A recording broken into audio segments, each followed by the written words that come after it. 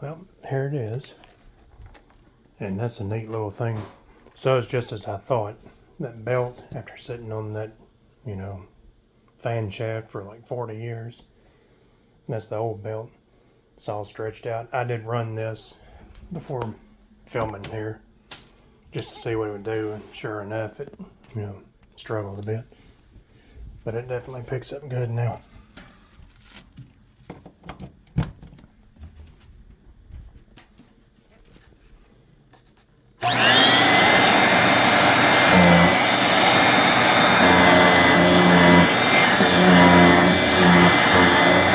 It's got really good agitation.